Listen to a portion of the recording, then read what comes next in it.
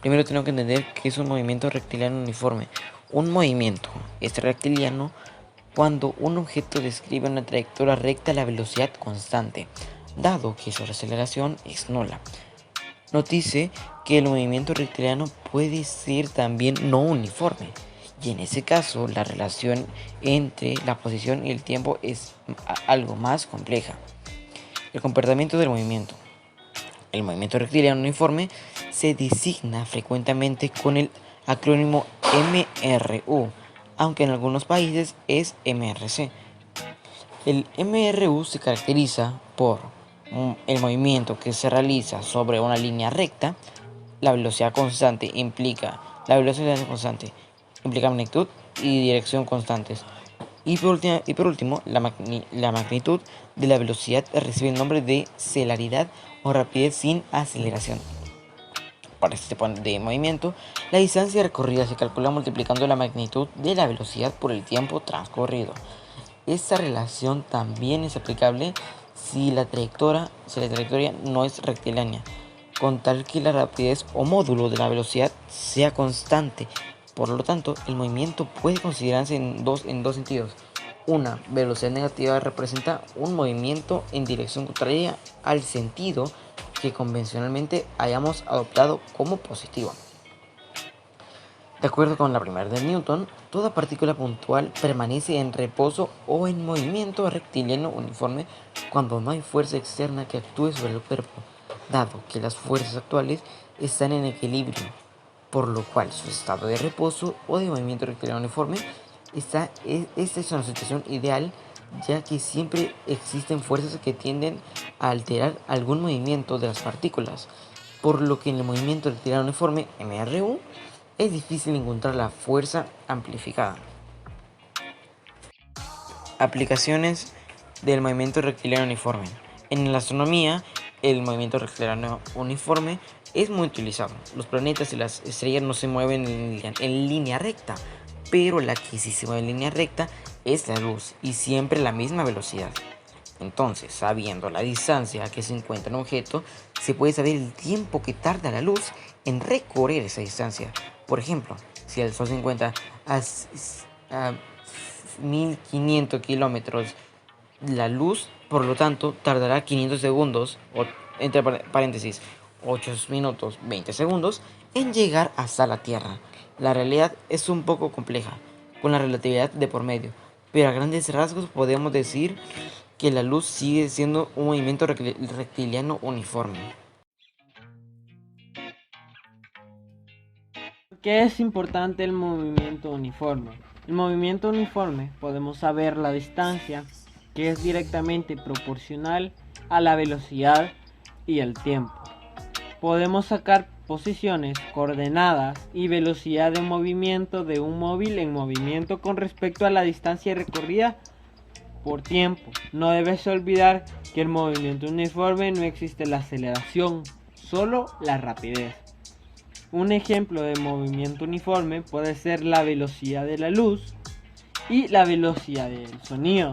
También hay que percatar que el movimiento uniforme tiene tres aspectos que son muy importantes, que es el movimiento que se realiza sobre una línea recta, la velocidad constante, esto implica la magnitud y direcciones constantes, y por supuesto la magnitud de la velocidad, que recibe el nombre de celeridad o rapidez sin aceleración, como antes se ha mencionado.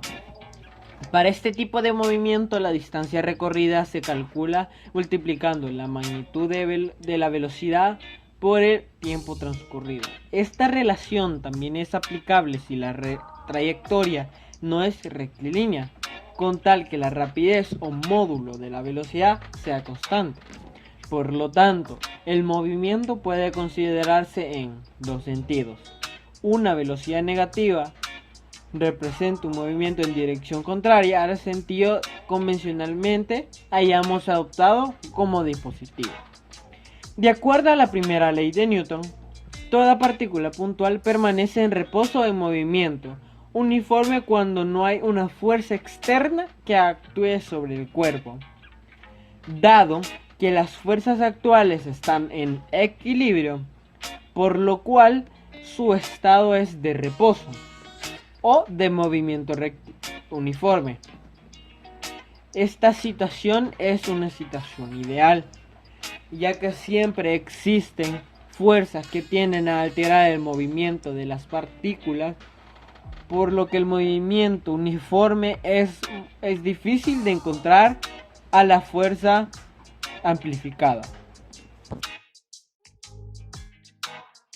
Ok, ahora vamos a resolver algunos ejercicios. El primero nos dice: ¿a qué velocidad debe circular un auto de carreras para recorrer 50 kilómetros en 15 minutos? Bueno, a mí me gusta trabajar en la distancia en metros, el tiempo en segundos y la velocidad en metros sobre segundos. Entonces, lo que vamos a hacer primero es pasar estos 50 kilómetros a metros y estos 15 minutos a segundos. Entonces, los datos que nos da el problema es la distancia, que son 50 kilómetros, pero vamos a hacer la conversión ahorita.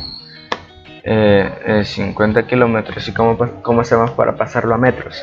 Lo único que tenemos que hacer es que como somos conocedores de que cada kilómetro consiste de 1000 metros, entonces vamos a representar cada 1000 metros de estos 50 kilómetros multiplicándolo por 1000, y eso es 50.000 metros.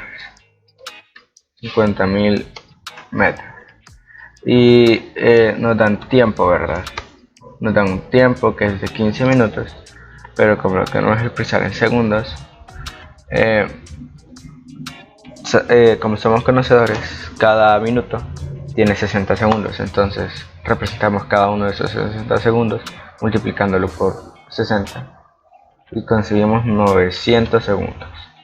Y la velocidad es la que no sabemos, entonces vamos a sacar esa velocidad. La velocidad, como dice en esta tabla, la velocidad es igual a la distancia entre el tiempo. ¿Cuánto es nuestra distancia? Nuestra distancia es de 5000 metros y lo estamos dividiendo entre 900 segundos. Sacamos la calculadora y ponemos 5000 metros entre 900 segundos.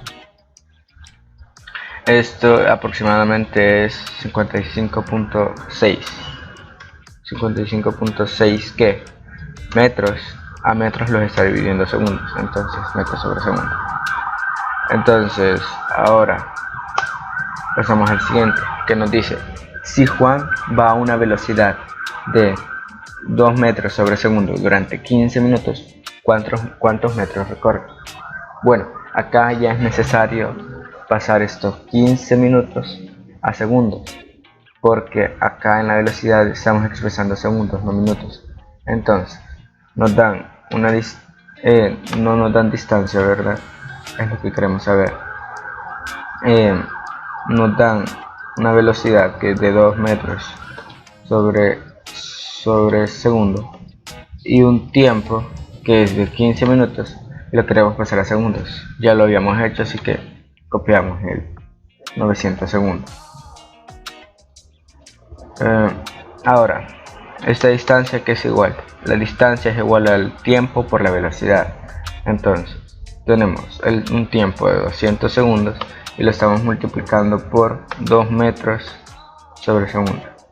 Lo podemos sacar mental. Esto es 1800. 1800 ¿qué? Metros. ¿Por qué los segundos se anulan? Porque acá este segundo está multiplicando y acá se está dividiendo, entonces se anula. Ahora vamos al siguiente. Dice: la velocidad de la luz en el vacío es aproximadamente 3000 kilómetros por segundo. ¿Cuánto tarda llegar la luz del Sol al planeta Tierra si estos distan unos 149.6 millones de kilómetros? Bueno, acá por más que me guste expresar la distancia en metros, las cantidades son demasiado grandes, entonces es mejor dejarla en kilómetros. Y acá tenemos una diferencia, que nos dicen millones de kilómetros, ya no son kilómetros en sí. Entonces acá primero, ¿qué nos dan? Nos dan una distancia que es de 149.6 millones de kilómetros, lo siento. Para expresar eso, lo que tenemos que hacer es, tenemos 149.6 y eso lo tenemos que multiplicar por cuántos, por 1.000.000, ¿sí? Entonces lo multiplicamos por 1.000.000 para deshacer ese millón y solo nos quedamos en kilómetros. Y nos queda 149,60000. Vale. Y ahora también nos dan una velocidad, ¿verdad? Que es, acá también son kilómetros. Y acá nos dan una velocidad de 3000 kilómetros sobre segundo. Y nos piden el tiempo, que no lo sabemos. Entonces, acá según nuestra tabla, el tiempo es igual a la distancia, 1409,60000 kilómetros sobre de 3000 kilómetros sobre segundo. Y eso que es igual, bueno, acá esto dividámoslo entre 3000 y es igual a 49.866 aproximadamente 0.7. ¿Qué? Segundos. ¿Por qué? Porque este está dividiendo y este lo están dividiendo. Entonces, en la multiplicación, esto se anula matemáticamente. Ahora, como un extra, he hecho un programa en C++ que lo que hace es que te pide los datos que ya te dieron en metros sobre segundo, en las magnitudes óptimas, y te da el resultado. Entonces vamos a probarlo con el problema 1. Te tarda un poquito en compilar por la grabación, creo. Vale.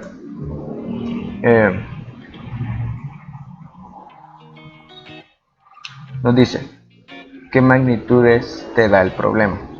Bueno, acá me dan, primero tenemos que meterlo en orden. Primero nos dan distancia y de cuánto es nuestro valor, de 50.000. Ya. Ahora, ¿qué más nos dan? Nos dan tiempo, es el número 3. ¿Cuánto es el valor? 900. Y el resultado, sí, aproximadamente 55.6 metros sobre segundo. Vale. Muy bien. Ahora, volvamos a probarlo con el problema número 2.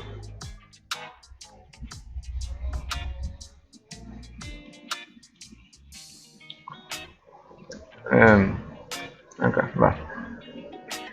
Dice ¿qué nos dan? Nos dan velocidad de cuánto es el valor, es de 2, ya, 2 metros sobre segundo. Y también nos dan tiempo y de cuánto es el valor, de 900.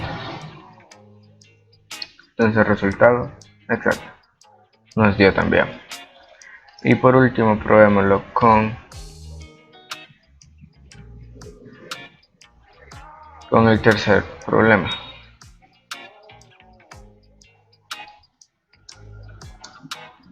Primero nos dan una distancia que es de 149.600.000, vale, así, y una velocidad de 3000. Y exacto nos dio el resultado.